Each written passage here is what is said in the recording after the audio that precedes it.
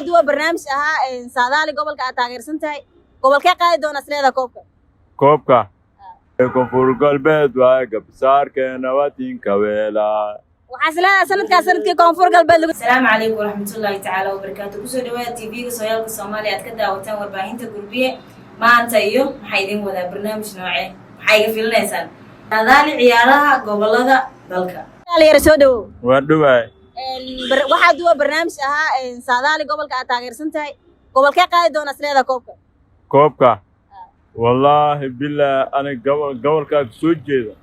gobolkee ka soo jeeda aniga gobolkaan ka soo jeeda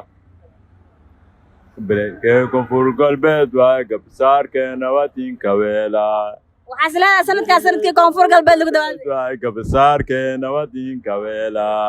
koonfur galbeed waa ku kalsoon tahay inay koobkaas baydhabo looga dabaaldegay haa waa aad ugu taageersanaa reer koonfur galbeed soo dhawow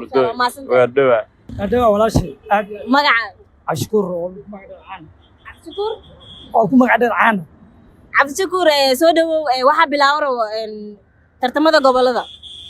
gobolkee taageersan tahay oo isleeda uu soo bixi doonaa والله هرت كبت عقد عادي مدوى قبل هبلا هذه كان لما أرجع لكن وحال فيرنا هرت مركي كل ما ذا خاركود أول معنا اللي بقى كرامانه قبل كقاضي كرم كاس الله صادني كرا لكن الشخصية أنتي أنا حرجينا هنا خالد قبل كأن كنت أشتغل ساعة صوب بعد عن كوري قبل براندير رجينا banaadir waa taageersan tahay